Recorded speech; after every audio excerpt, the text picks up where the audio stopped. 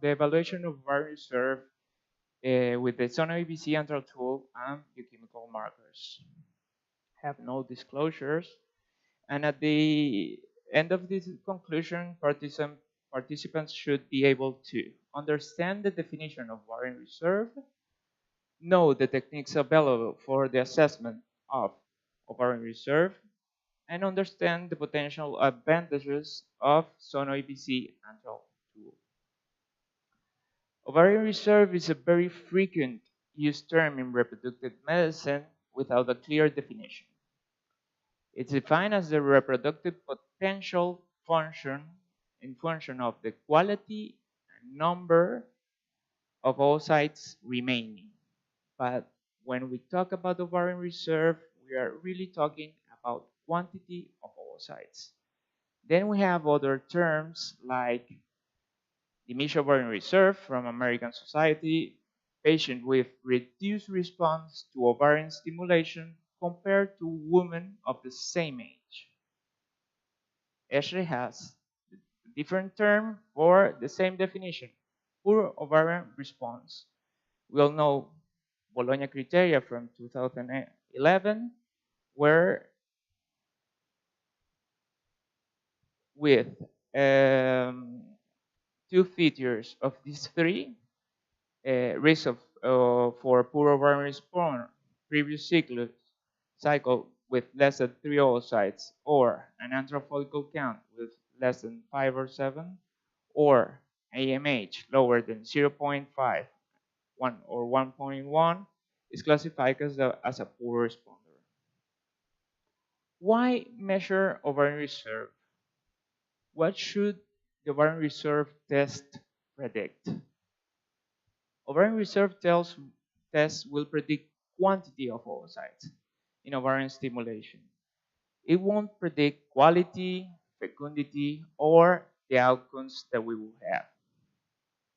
Ovarian reserve tests will help us diagnose poor ovarian responders patients and will help us choose stimulation protocols and doses. It will also help us plan the treatment options for the patient and personalize the treatment. And predict the success rates and counsel our patients. But what about not infertile patients? Is there a space for ovarian reserve screening test?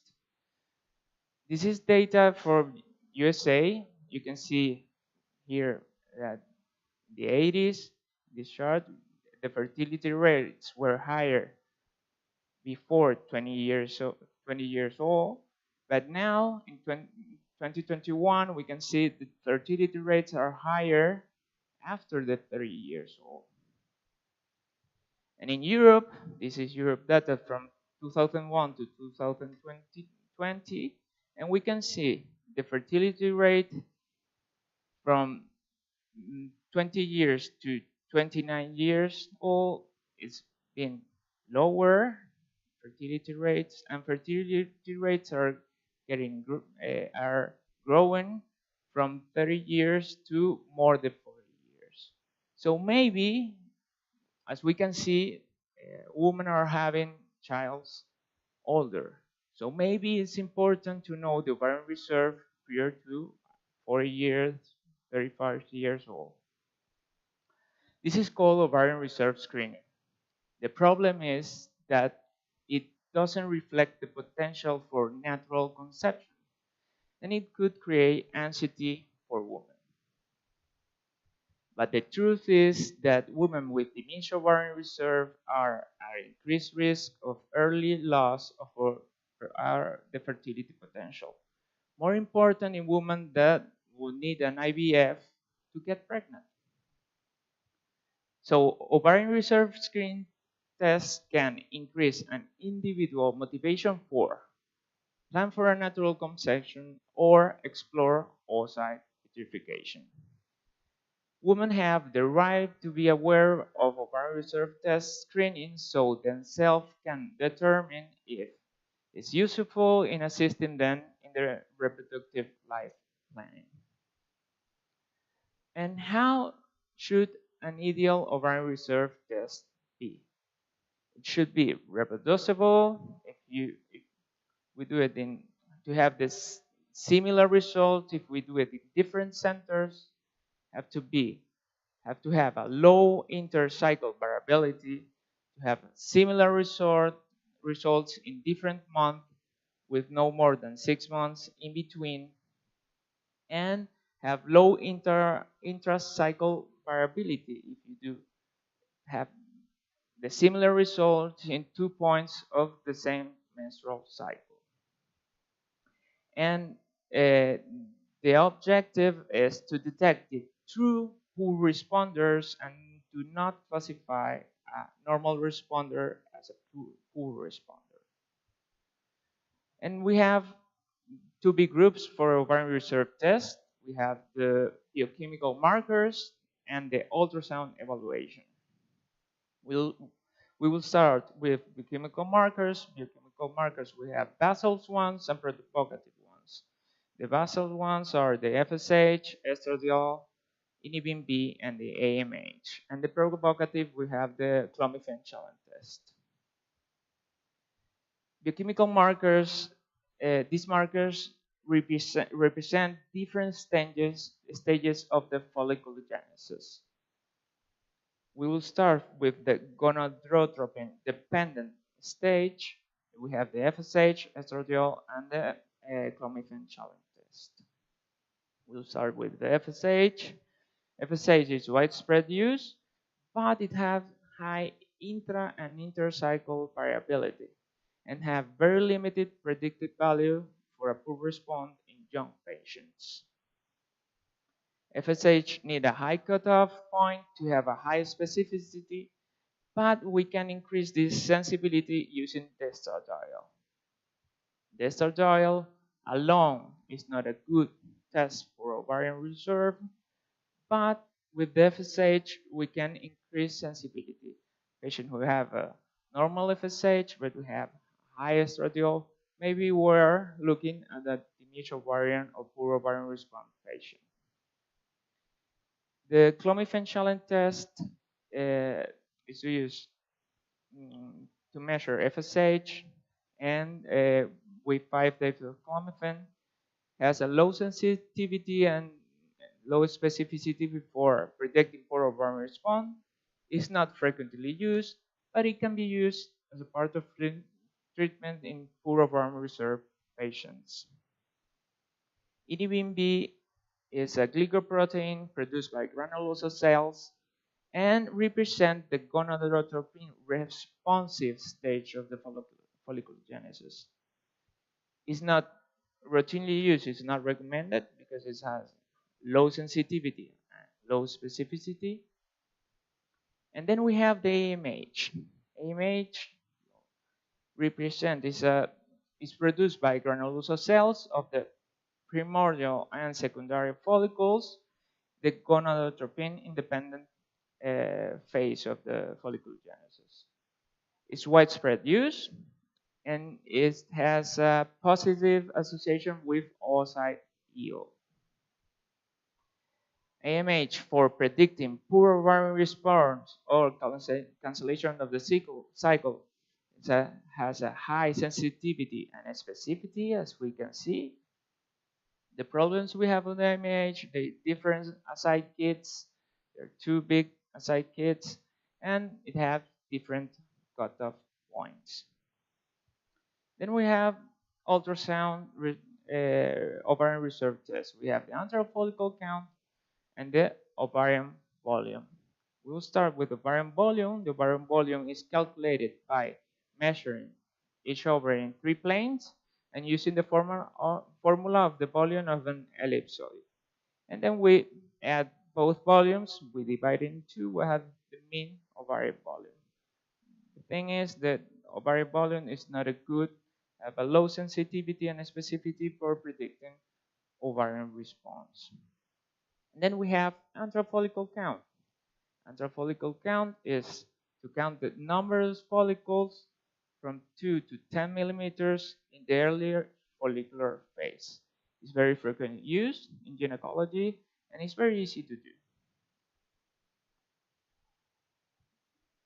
antral follicle count with a cutoff of 3 or 4 have a high specificity and sensitivity for predicting poor ovarian response.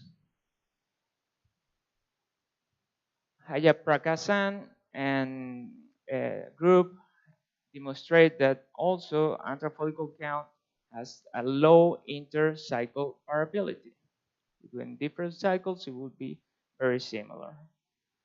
And Hendricks group compare antral follicle count with FSH, and they observed that the antral follicle count is a better predictor for the ovarian response than FSH. Now we will talk about 3D ultrasound and antral follicle count, what we know. Schaeffer, in this study, they demonstrate that 3D antral follicle count has a lower inter-observer variability compared with the 2D. In this study, they count the 3D by scrolling in volume, scrolling the volume and counting all the follicles, but they didn't measure the follicles. But they observed that the 3D, in doing this way, the antral follicle count has low inter-observer variability and lower than the 2D. In this study, Perez Fagundes, they used SonoAVC, the first SonoAVC software, to measure antral follicles and to count it, and compare it to measure and counting antral follicles with 2D. They observed that 3D SonoAVC measure is quicker. If you measure the antral follicles, is quicker with 3D. And 3D SonoAVC count more follicles, and especially when there are more than 20 follicles. And what about antral follicle size? Is important? Should we measure antral follicles? We have these 3 studies that relate antral follicles size with ovarian response to stimulation. The first one is from Bezo. They found that the number of follicles lower than 6 millimeters were related to worse response. To have less response if you have more follicles of less than 6 millimeters. In this other study, Hatsana found that the number of antral follicles between 2 and 6 millimeters were related with a better response. And this first article found that the number of antral follicles between 5 and 10 were related to a better response. Trying to respond to this question, Kazakpoglu group recently published this paper in 2021, where they compare a suboptimal stimulation group with an optimal stimulation group and try to look the difference in antral follicle count. And they really observed difference in the rates. The rates were follicles between 2 and 5 millimeters, the rate of all divided by all antral follicles, and they observed that the optimal stimulation group has a higher rate of 2 to 5 follicles, antral follicles, and the suboptimal group has a higher rate of 6 to 10 follicles divided by the antral follicle. So it seems that size matters in antral follicle. And that's why SonoAVC antral tool is so interesting. It's a software developed by General Electric. It's a modification from the SonoAVC antral follicle with an improved, this is a video.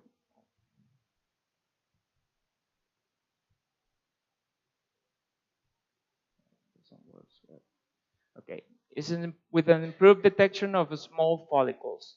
It automatically measures all the antral follicles And this is the report. In one click, we take the volume. In one click, we have this report. We can see in the different groups how many follicles we have, and we also can see the volume just in one click. Using SonoAVC antral tool, we present this study at ESRE 2019. It was a prospective study with 35 women that underwent ovarian stimulation with an antagonist protocol, and the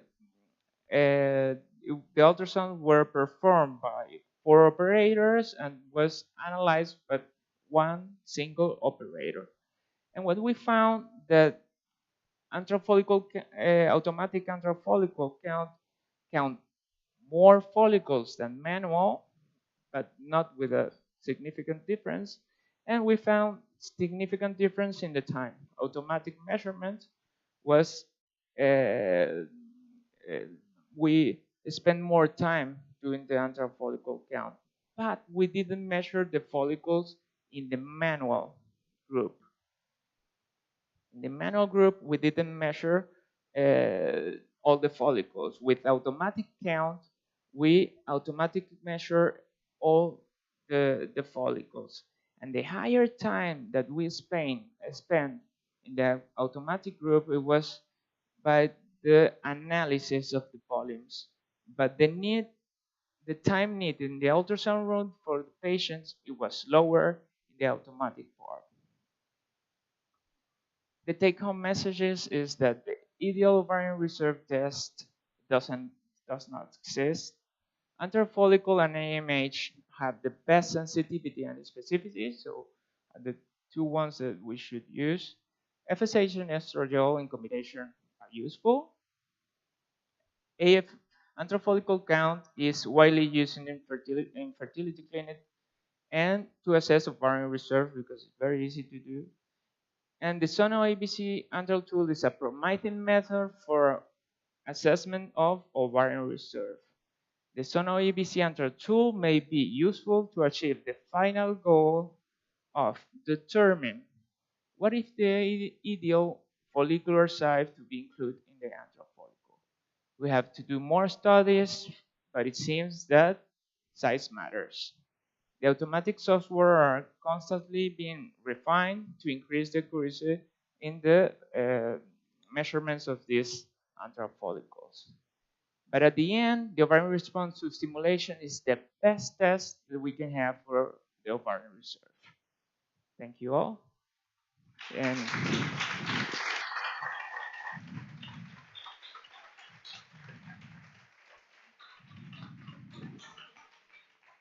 thank you, Jean-Paul. In this last talk, in this last slide, you see what we're going to do on Sunday. That's the K21 Anaga Marathon from La Laguna and back through the mountains around La Laguna. So thank you, Jean-Paul. And we should